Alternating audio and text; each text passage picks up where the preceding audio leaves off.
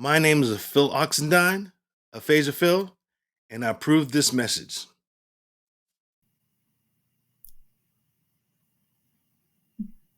Hey, this is Aphasia Phil, and I'm with Anna, and she is an author, a writer, and her husband has a stroke, and she has a book called Aphasia Readers Book, and now she's an ambassador for National Aphasia Association. Yes, yes. Thank you for having me, Phil. I'm really thankful to be here today to talk with you about just, the aphasia ambassadors and, kind of what led me to this place. My husband, Ryan Teal, he had a stroke at the age of 33. So, an ischemic stroke, it was massive, and it kind of turned our world upside down.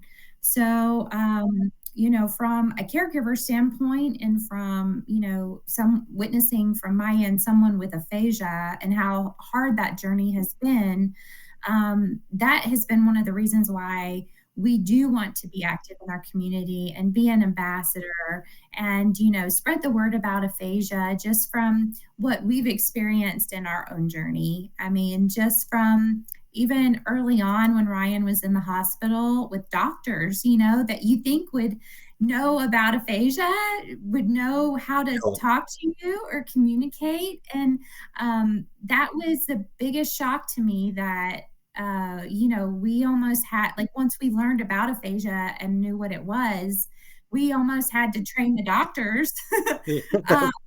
Thought was wild. I was just like, "Oh my goodness, this is crazy that we're having to tell them how to communicate." I felt like they should have known that, but yeah, so that just says there's so much more to be done, educating, doctors, nurses, anyone in the medical field that would encounter someone with aphasia to know how to communicate with them, especially in emergency situations or, if they're in pain and things like that. So that's something that we're really passionate about. And we go to teach or, talk and tell our story. We just went to a local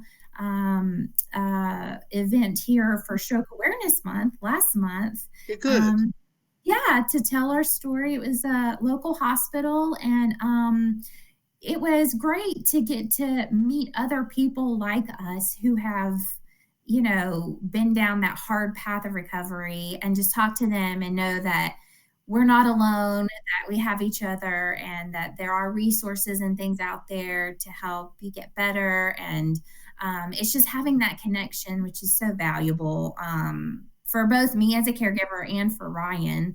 I know. So we feel very passionate about, like I said, creating awareness however we can from, his perspective, or from, like I said, a caregiver. So that was one of the reasons why I really wanted to be an ambassador, and to share resources because I don't know for you, Phil, but when we were going through kind of the system, once he had a stroke, has aphasia, then he went to the Shepherd Center here in Atlanta, and then, it's a wonderful program, but there were still some gaps in that recovery process, and especially from an adult perspective. There's a lot of research and a lot of resources out there to help children. I feel like more for children than there are for adults sometimes. And, in our journey, we were like, man, we really need some accessible resources to help Ryan practice reading aloud and, just reading sometimes and improving his writing. And, some of the resources that we had encountered were very elementary. So they're very kid like, or maybe they were just really outdated stuff. I'm sure you. Yeah, I have that stuff too. Like okay, I am a car. Yeah, but we have resources now too. But before that, it's like I'll do anything I can. But yeah, I know it's like I'm not a kid. Yeah, and when you have aphasia, you're faced with this crazy goal of learning speech again, and you're starting from square one and, trying to work on those like functional phrases to help you advocate for yourself and be comfortable being in the community again is so important. Because I know that's something that Ryan really struggled with. He was very embarrassed to go out and try to talk to people in the beginning because he thought people would think, he was stupid or something was wrong with him, or, they wouldn't understand what was going on with him, which I know a lot of people struggle with. And that's why awareness is so important, because he Yes. is still so smart. He's the smartest person I know. And it's just, he has trouble putting those words together sometimes to get them out like he used to. So that's just part of it. But that was one of the reasons why we created Aphasia Readers. We worked with the University of Michigan. He went and did that the first year he had his stroke and in his recovery.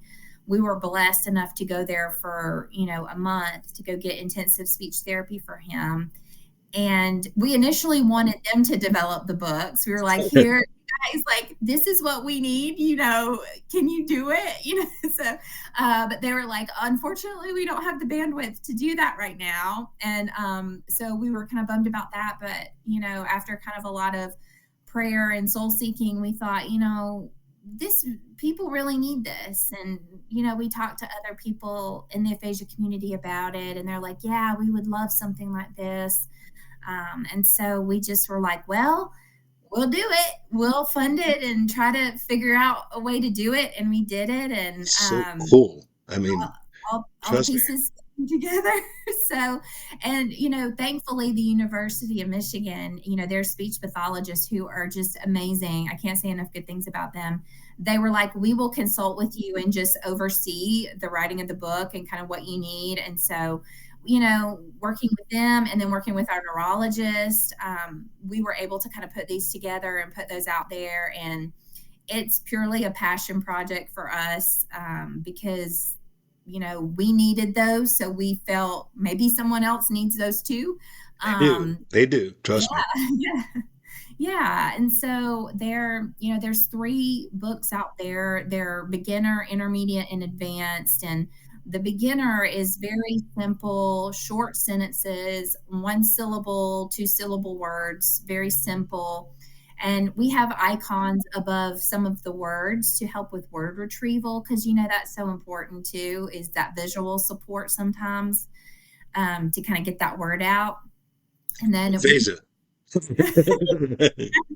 yes, it's difficult. And so you need all the help you can get when you're trying to read and, kind of make those new connections in your brain to get them out. And then we have some, pictures, updated fun pictures to help with writing support. So you can practice your writing skills with, some of the little sessions. There's 8 sessions that we call in a book, and they're different. They cover different topics. So one may be phrases that you might need getting ready for the day. Like with Ryan, he always needed help tying his shoes, and he could never say, "Tie my shoe, please."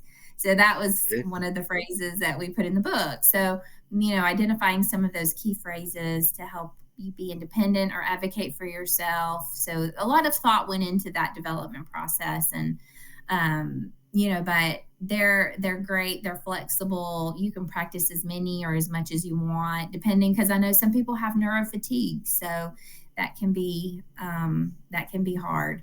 So we really tried to be really thoughtful about the design of the book, the colors, to make sure they're calming, and even from the spiral bound structure of it to make sure it lays flat in case you have a weaker right side, because sometimes it's hard to keep a perfect bound book open, when you can't hold it. So like I said, we really tried to be very thoughtful about all that.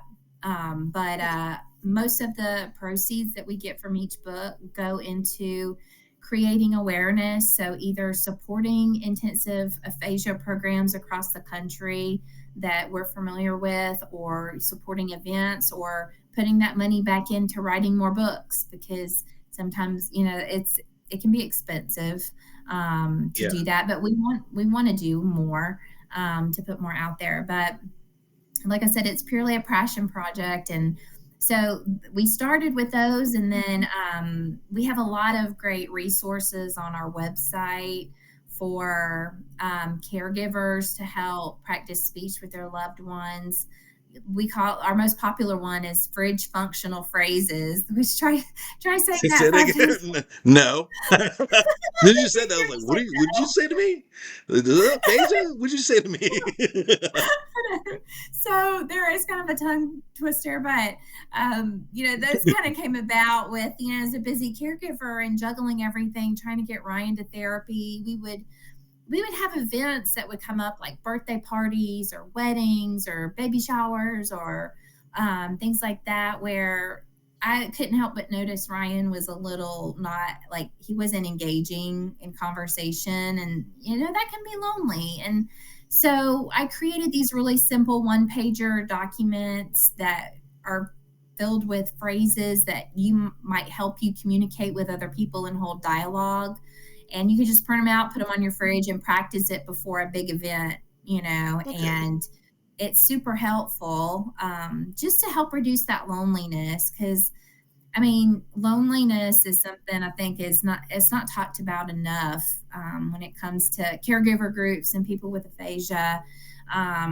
It is kind of like it it's the dark place that nobody really wants to address and talk about how to fix that. But I don't know if there is a way to fix it, but it's difficult, from both sides of the spectrum. And those sheets or worksheets or printables were designed to really help tackle that loneliness that people feel in those social situations, because it can feel overwhelming,